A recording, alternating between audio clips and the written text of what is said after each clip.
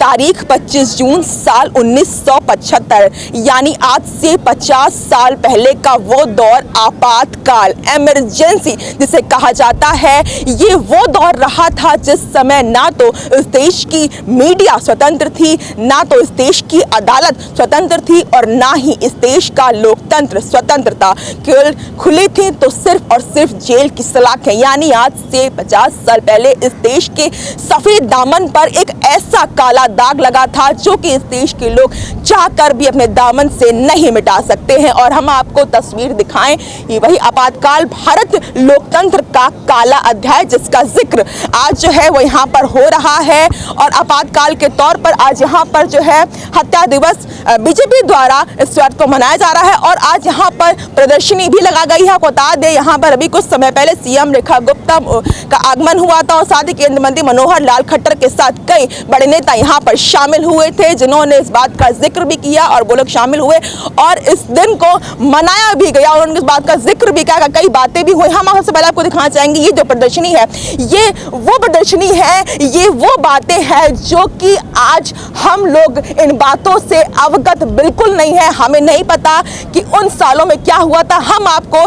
इस बात का जिक्र करते हुए बताते हैं कि सत्ता पर संकट, आपातकाल, आहट, इस तरीके से हमने जिक्र किया कि जब यह इलाहाबाद उच्च न्यायालय ने इंदिरा गांधी को ठहराया, उसके बाद जब एमरजेंसी लग गई 10 अगस्त 1975 को श्री जयप्रकाश नारायण ने इंदिरा गांधी को एक पत्र लिखा था, जिसमें कुछ बातें मुख्य भी थी। हम इस बात को जिक्र करें तो उसमें लिखा था कि लोकतंत्र के जो भी भारी अवशेष अभी बचे हैं उनका आपके शासन को बनाए रखने और आपकी व्यक्तिगत तानाशाही को पूर्ण करने के लिए अत्यंत निंदनीय ढंग से दुरुपयोग किया जा रहा है।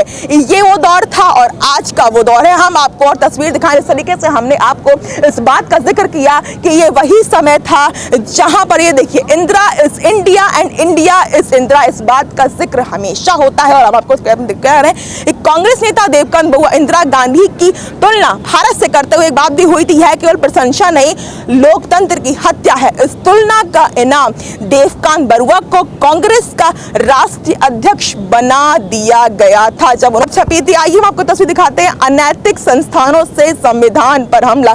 यानी देखिए, ये संविधान है, न्याय, स्वतंत्रता, लोकतंत्र, मौलिक अधिकार उस समय हर एक इंसान से छीन लिए गए थे और सबको कैदी यानी जेल की सलाखों के पीछे रख दिया था। मीडिया, न्यायपालिका और अभिव्यक्ति की स्वतंत्रता का दमन किस तरीके से घोटा गया था वो हम आपको जिक्र कर रहे हैं। जिस तरीके से हमने आपसे कहा भी कि ये वो दौर था जहां ना तो खुल करके मीडिया बोल सकती थी, जहां ना तो संविधान कुछ कह सकता था और ना ही इस देश का लोकतंत्र।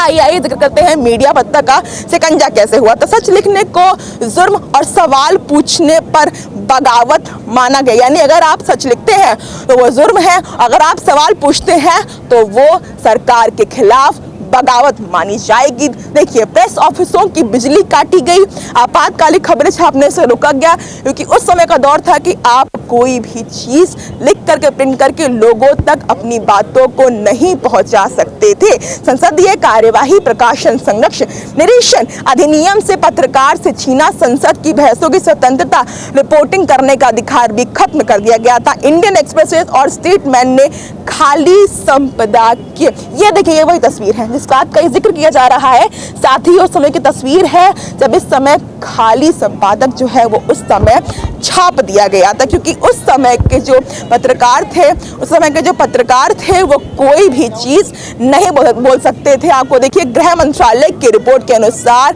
मई 1976 में करीब 7,000 पत्रकार और मीडिया कर्मियों को गिरफ्तार किया गया था। और क्यों गिरफ्तार किया गया था? केवल और केवल सच बोलने के लिए, केवल और केवल सरकार की बातों का जिक्र करने के लिए कि सरकार किस तरीके से मीडिया और इस देश के लोकतंत्र का दमन घोट रही थी। उस दौर के बारे में जानना चाहूंगी कि कैसा रहा था वो दौर, यानी वो 2 साल जो इस देश की लोकतंत्र ने आपातकाल को, देश के लोकतंत्र लोगों ने आपातकाल को जो सहा था। देखिए उस टाइम पर आप बोल भी नहीं सकते थे। आप कहीं भी इनके अगेंस्ट कुछ बोलते थे तो आपको भी अरेस्ट कर लेते थे। लीलाराम जी को जिस दिन अरेस्ट किया था हमको समझ ही नहीं आया था कैसे उठा कर ले गए, और फिर जाकर तिहाड़ जेल में बंद किया था। 2 दिन तो वहाँ थे, फिर कब उठा कर ले गए, कहाँ ले गए ये भी नहीं पता था। हम पूछते रहे कौन सी जेल में है, कहाँ। आपके पति को? नहीं जी नहीं, लीलाराम जी मेरे मतलब मेरे इनके नाना जी थे। नाना जी? हाँ, तो उनको जब ले गए थे वहाँ पर तो तब हम आई थिंक कुछ दिनों के बाद वहाँ भटिंडा गए, जाकर देखा तो उनकी हालत इतनी ख़राब थी, वो अपने आप को कपड़े से ढक लेते थे कि उन्हें दिखे ना। खाना नहीं मिलता था, ठंड इतनी, और ठंड में भी उन्हें बिस्तर नहीं मिलता था। उन्होंने चिट्ठी में मुझे लिखा था कि वो आपको वहाँ से चिट्ठियाँ लिखा करते हाँ, थे? चिट्ठियाँ, बहुत चिट्ठियाँ हैं मेरे पास। चिट्ठियाँ लिखा करते थे, फिर हम खाना ले जाते थे उनके लिए बना करके, तो सब आपस में मिलकर खाते थे। पर उनकी हालत आस्ता आस्ता वहाँ पर बिगड़ती गई। जिस दिन वो आए थे उस दिन मेरे समझ में 5-10 हज़ार लोग उनको लेने गए थे। सिर्फ वो नहीं थे, और भी बहुत थे। स्टेशन पे हम लोग लेने गए थे, उनकी आरती उतारी थी, उनको घर ले आए थे, फूलों की मालाएं पहनाई थी। वो दिन तो मैं कभी भूल ही नहीं सकती हूँ कि कौन उसके बाद लोग सब भूल गए, लेकिन हम आज उस दौर आज को आपने जो ये श्रद्धांजलि दी है, याद ये कर रहे हैं। आज आपने जो ये श्रद्धांजलि दी है ना, मेरे मन को छू गई है। इनका ये नाम पढ़ के यहाँ पर बस मन को शांति मिली है कि मैं किसी एक ने चीज़ तो याद किया है। हाँ जी। लेकिन मैं एक चीज़ और कहना चाहूँगी कि प्रधानमंत्री मोदी ने इस बात का जिक्र भी किया है कि जो लोग उस वक्त के गवाह हैं, जिन्होंने वो चीज़ देखी है, वो आज के युवाओं को ही बताएं कि वो जो दौर था, जो कि आज के युवा इस बात को नहीं जानते हैं, उन्हें ये बताएं कि वो दौर कैसा रहा। वो दौर बहुत ही बुरा था, देखिए बहुत ही बुरा था। कांग्रेस के राज्य में आप कुछ कह नहीं सकते थे, आपकी ज़बान बंद हो गई थी। जो फ्रीडम ऑफ स्पीच आप कहते हैं वो नहीं थी, आप नहीं कह सकते थे कुछ भी उनके अगेंस्ट। फ्रीडम ऑफ स्पीच नहीं थी, जो कि हमारा पहला फंडामेंटल राइट है, वो तो हमसे छीन लिया गया था। आप कहीं भी किसी भी जगह पर एक अक्षर भी कह दिया आपने तो आपको, और वैसे भी हम पे नज़र रखते थे, हमारे घर पे तो वैसे ही नज़र रखते थे कि ये लीलाराम जी का घर है। लीलाराम जी तो यही चाहते थे कि सब मिलजुल कर रहे, आगे बढ़े, हमारा देश आगे बढ़े, परंतु बहुत रोका गया उनको। जो भी स्वयंसेवक थे, जो भी कार्यकर्ता थे, सबको पकड़ धकड़ हो रही थी उस टाइम पर। की सलाखों में बंद कर दिया जाता था। वो दौर था।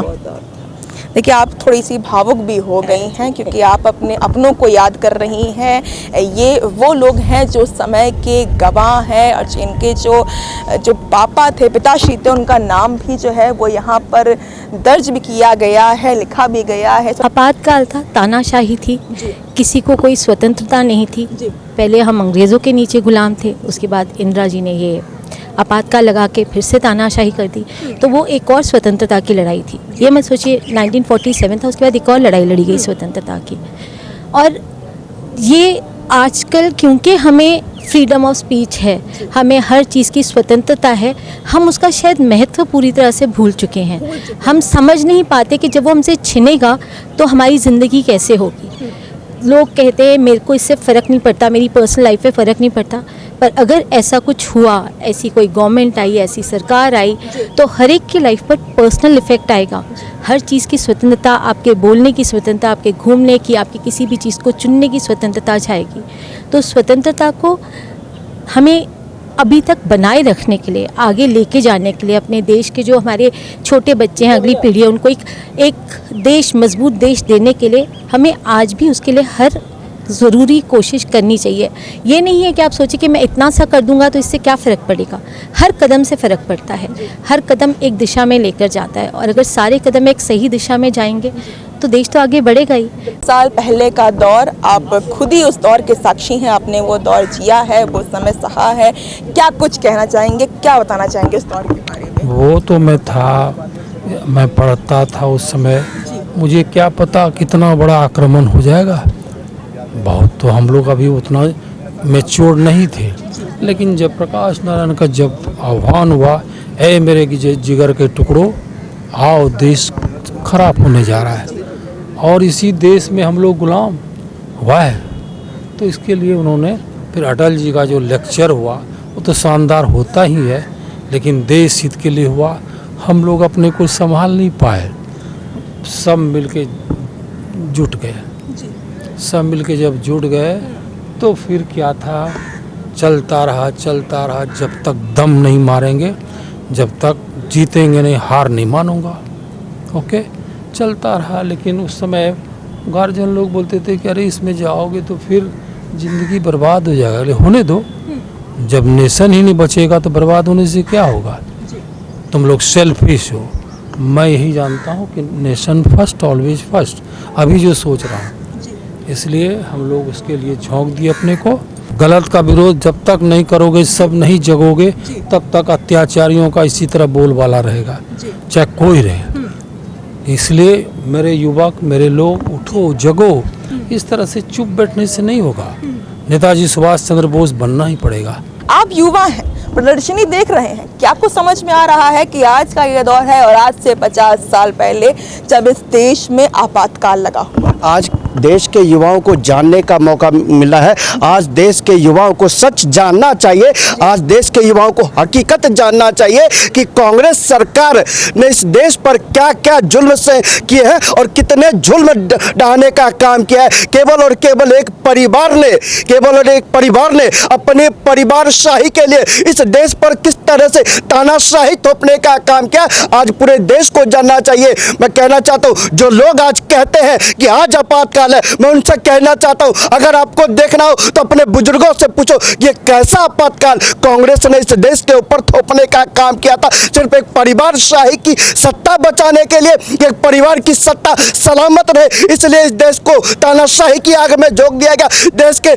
शिक्षार्थियों को, विद्यार्थियों को, युवाओं को, महिलाओं को, बुजुर्गों को, सबको तानाशाही की आग में ढकेलने का इस काम कांग्रेस ने किया। उसके शहजादे आज कहते हैं कि आज आपातकाल लगा। मैं पूछना चाहता हूं शहजादे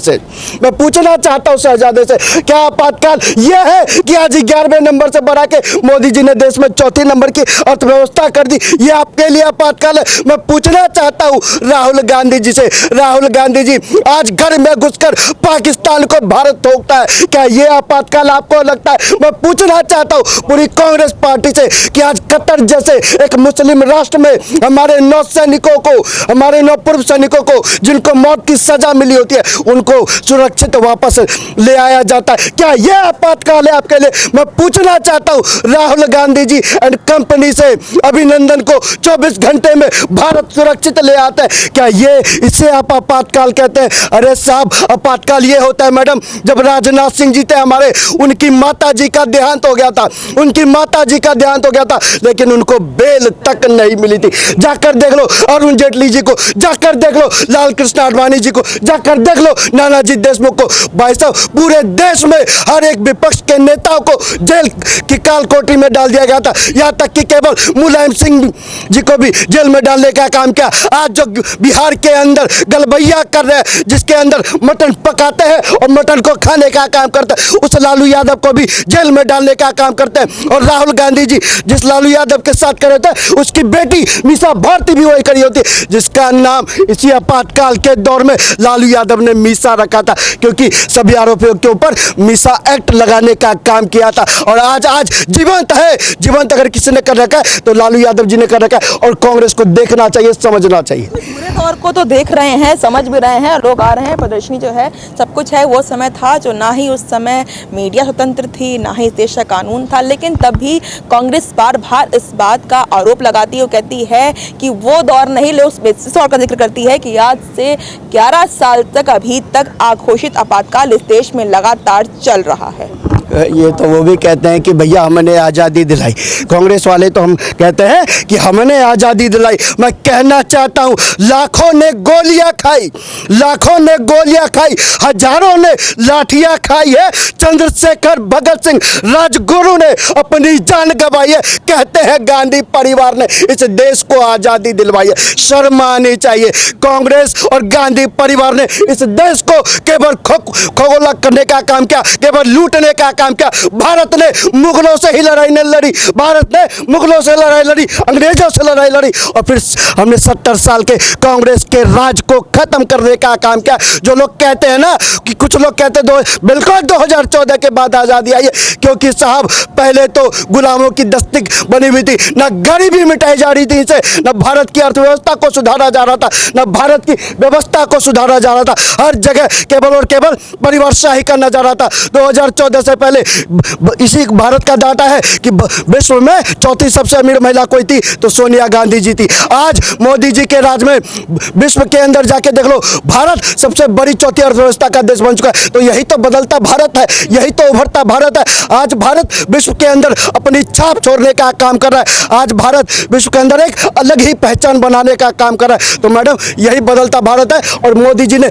इस परिवेश को बदलने का काम किया है, भारत के इतिहास को बदलने का काम किया है। जिन्होंने आपातकाल लगाया था, आज उनकी आंखें खुल चुकी है, और उन्होंने देश की जनता अब उनको कभी मौका देने वाली नहीं है। अच्छा, आप युवा हैं और आप इस प्रदर्शनी को देख रहे हैं, बहुत कुछ आप समझ भी रहे हैं। मैं आपसे ये जानना चाहूँगी कि आप आज के युवा को क्या कहना चाहेंगे, जिनको उनके बारे में जानकारी ही नहीं है, वो नहीं जानते हैं कि आज से 50 साल पहले का क्या दौर था, हमारी स्वतंत्रता को ही छीन लिया गया था पूरी।